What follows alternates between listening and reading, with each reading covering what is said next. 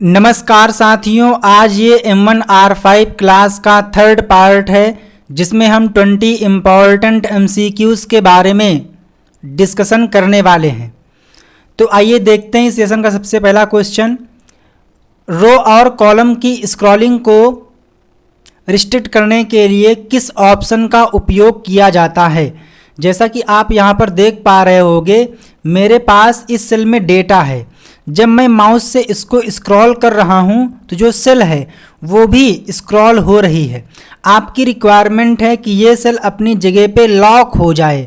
जब मैं इसको स्क्रॉल करूँ तो बाकी तो स्क्रॉल हो, लेकिन जो सेल मैं चाहता हूँ वो स्क्रॉल ना हो। तो इस केस में आपको क्या करना होगा, उस सेल को या फिर उस रो को या फिर उस कॉलम को फ्रीज करना होगा। तो इसमें आप टिक करेंगे option number C, freeze is the right answer.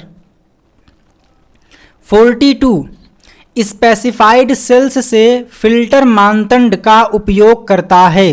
वो आपको यहाँ पर 3 प्रकार के फिल्टर दिए गए हैं, auto filter, advanced filter, standard filter और एक दिया गया है सॉर्टिंग। तो वो कौन सा फिल्टर है जो कि स्पेसिफाइड सेल्स के बीच में दिए गए क्राइटेरिया के अकॉर्डिंग फिल्टर करता है। जी बिल्कुल, अगर आपने टिक किया है ऑप्शन नंबर बी एडवांस्ड तो आपने बिल्कुल सही टिक किया है। बेसिकली सॉर्टिंग 2 प्रकार की होती हैं। अगर हम देखें तो एक होता है असेंडिंग यानी कि आरोही क्रम और एक होता है डिसेंडिंग यानी कि अवरोही क्रम।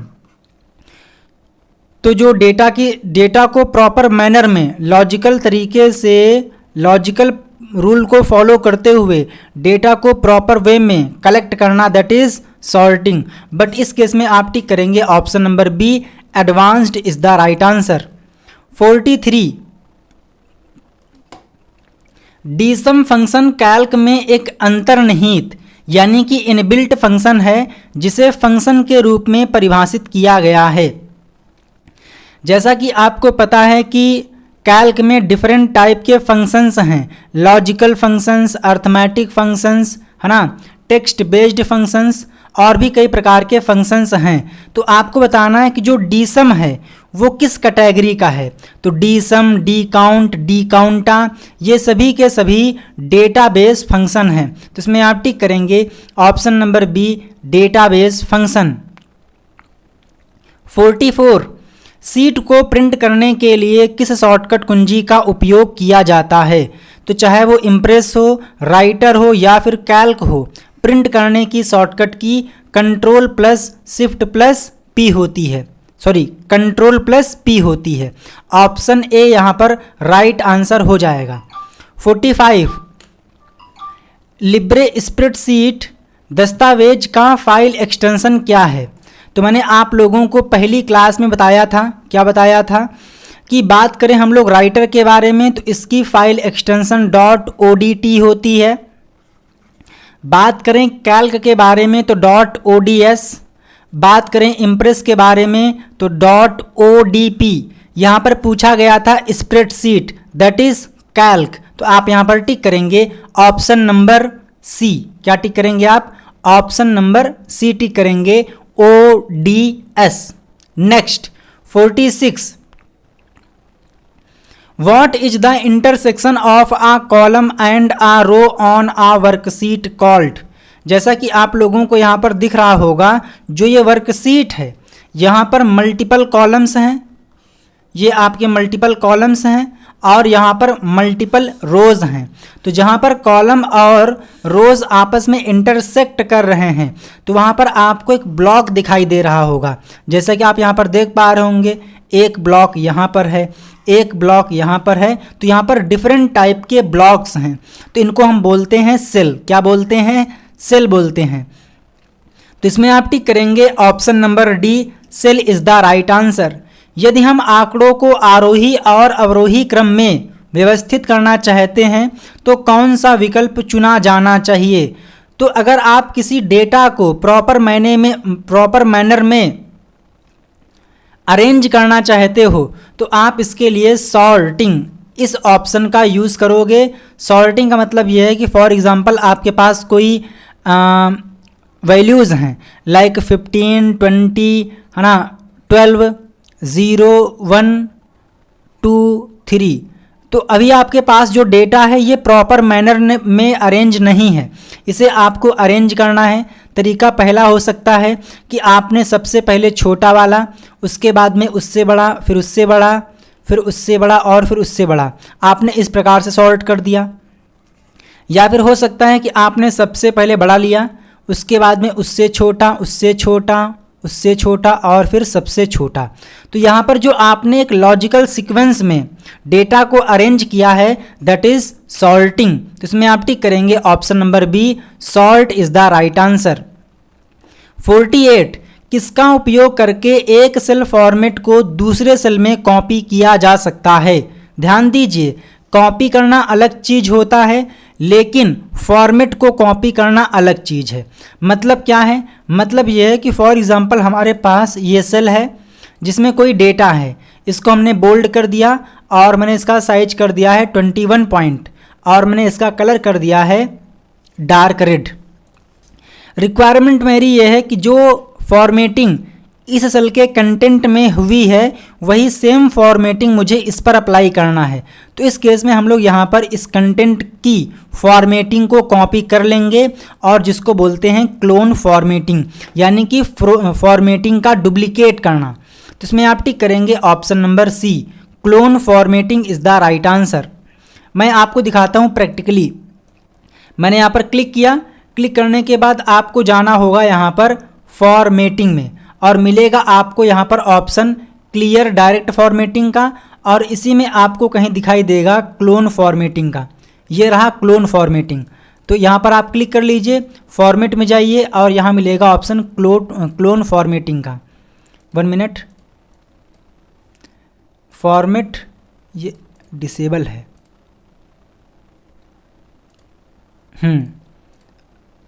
मैंने इसको यहाँ से एक्सटेंड किया, यहाँ पे क्लिक किया, फॉर्मेट में गए और हमने यहाँ पर क्लोन फॉर्मेटिंग पे क्लिक कर दिया।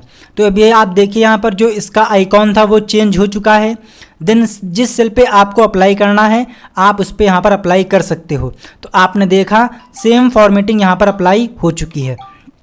तो इस प्रकार से आप यहाँ पर क्लोन फॉर्मेटिंग ऑप्शन का यूज़ करते हो। नेक्स्ट, Ctrl+H का क्या काम है?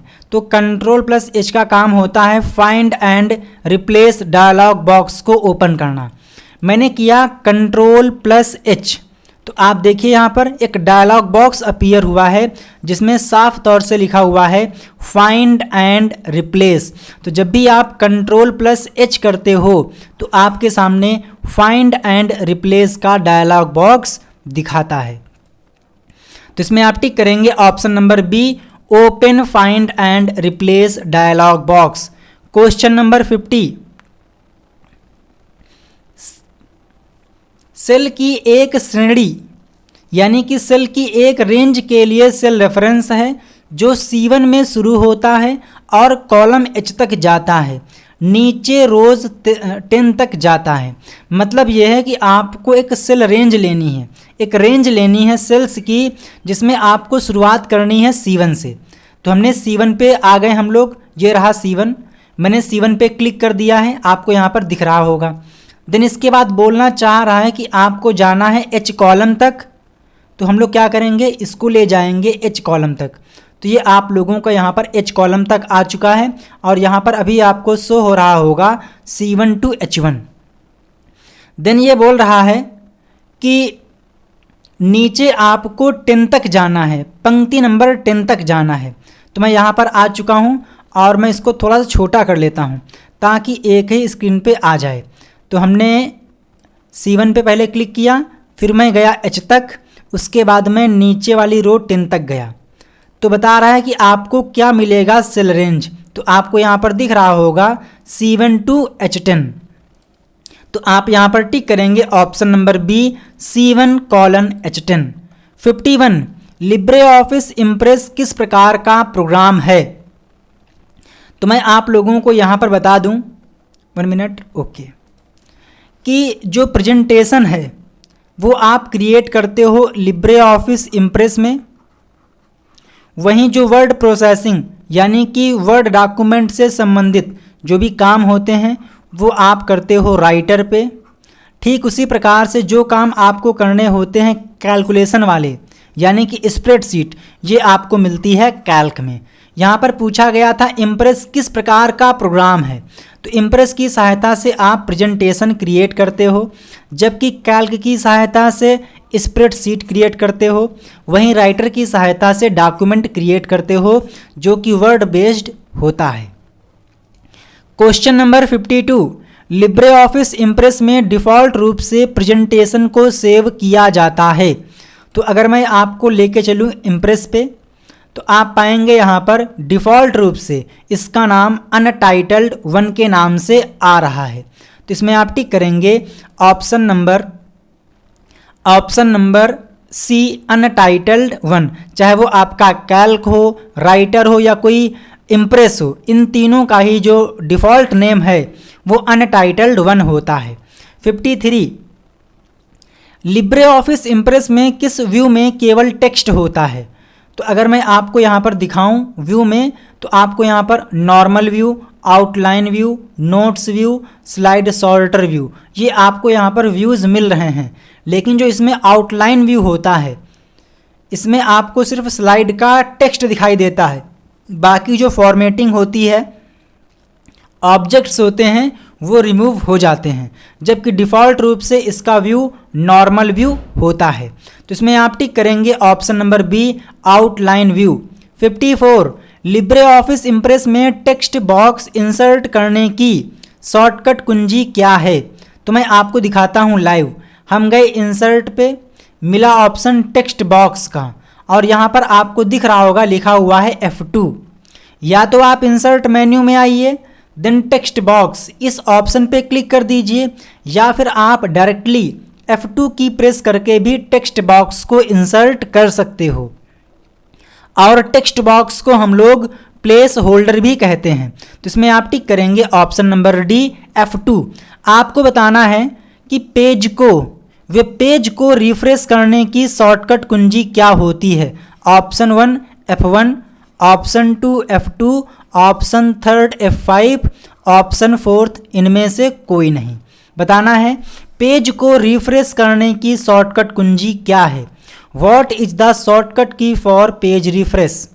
Next question number 55, Libre office window को बंद करने के लिए कौन सी शॉर्टकट कुंजी का उपयोग किया जाता है। तो ध्यान दीजिएगा, यहाँ पर उसने आपसे पूछा है लिब्रे ऑफिस को क्लोज करना है। तो अगर आपको लिब्रे ऑफिस क्लोज करना है तो उसकी शॉर्टकट की होती है Ctrl+W। बट अगर आपसे पूछता कि लिब्रे ऑफिस इम्प्रेस से बाहर आने के लिए, या फिर लिब्रे ऑफिस कैल्क को क्लोज करने के लिए, या फिर लिब्रे ऑफिस राइटर को बंद करने की शॉर्टकट कुंजी क्या है, तो इस केस में आप टिक करते Ctrl+Q। तो Ctrl+Q से क्या होगा, करंट में आप जिस सॉफ्टवेयर पे काम कर रहे होंगे वो क्लोज हो जाएगा।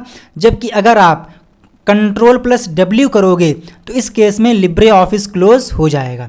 तो मैंने यहाँ पर क्लिक किया Ctrl+Q, तो आप यहाँ पर देखिए कि जो डॉक्यूमेंट ओपन था वो यहाँ पर डिलीट हो चुका है। तो इस प्रकार से आप यहाँ पर कर सकते हो। आई होप कि आपको यहाँ से समझ में आ रहा होगा।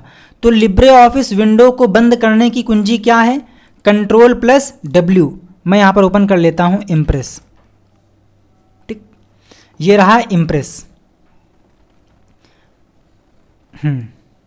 ओके, अगर मैं यहाँ पर ओपन करके रखूँ यहाँ पर सिर्फ लिब्रे ऑफिस, ताकि आपको दोनों में डिफरेंस समझ में आ जाए।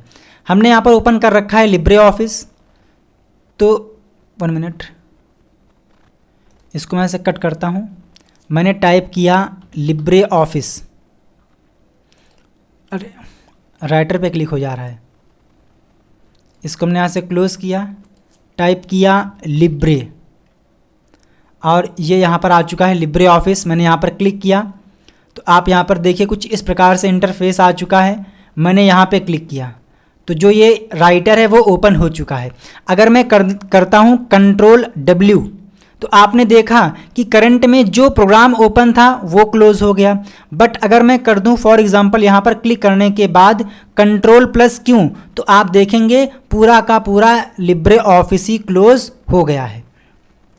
हालांकि जो यहाँ पर क्वेश्चन दिया गया है उसके अकॉर्डिंग यहाँ पर अप्रोप्रिएट आंसर नहीं है, क्योंकि इसने पूछा है लिब्रे ऑफिस विंडो को। अगर पूछता कि लिब्रे ऑफिस इम्प्रेस को या फिर कैल्क को या फिर राइटर को बंद करने की शॉर्टकट कुंजी क्या है, तो आप टिक करते Ctrl+W। तो इस केस में आप टिक करेंगे ऑप्शन नंबर सी Ctrl+W, क्योंकि यहाँ पर ऑप्शन अवेलेबल नहीं है। 56 स्लाइड के लेआउट को बदलने के लिए कौन सा मेन्यू उपयोग किया जाता है। तो अगर आप स्लाइड के लेआउट को चेंज करना चाहते हो तो आपको जाना होगा स्लाइड मेन्यू में।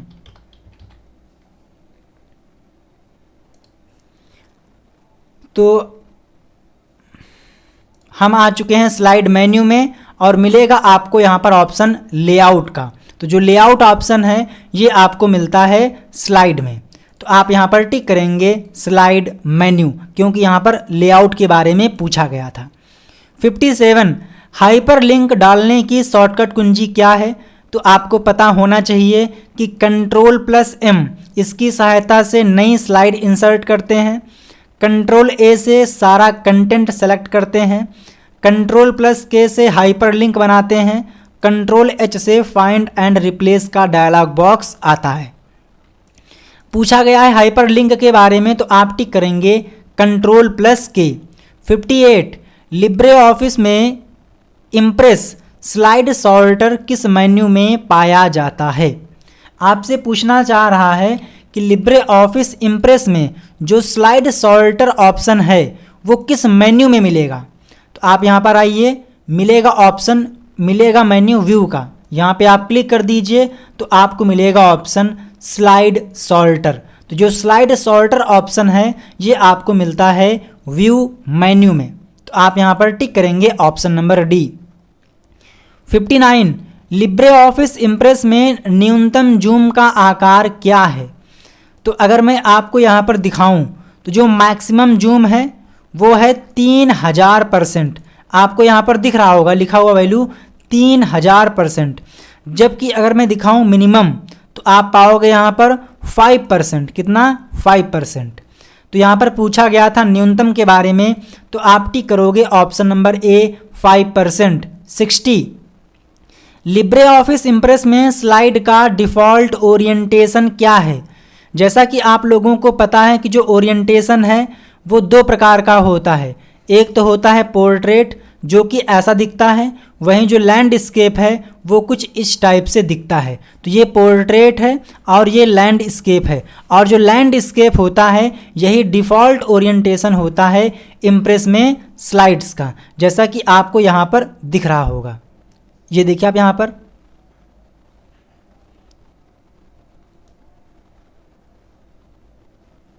ये देखिए, ठीक। अगर मैं यहाँ से कर दूँ फॉर एग्जांपल पोर्ट्रेट, तो ये कुछ आपको इस टाइप से दिखाई देगा, बट डिफ़ॉल्ट रूप से इम्प्रेस में आपको मिलता है लैंडस्केप। और पेज ओरिएंटेशन दो प्रकार के होते हैं, एक होता है लैंडस्केप और एक होता है पोर्ट्रेट। तो यहाँ पर आप टिक करेंगे ऑप्शन नंबर ए लैंडस्केप। और इसी प्रकार से इस सेशन के 20 क्वेश्चंस कंप्लीट होते हैं। आई होप कि आपने सेशन को लाइक कर दिया होगा, चैनल को सब्सक्राइब कर लिया होगा। इसके बाद अगला पार्ट आएगा पार्ट नंबर 4 और उसके बाद में पार्ट नंबर 5। इसी प्रकार से M1, M2, M3 और M4 के भी आते रहेंगे। जय हिंद, वंदे मातरम, थैंक यू।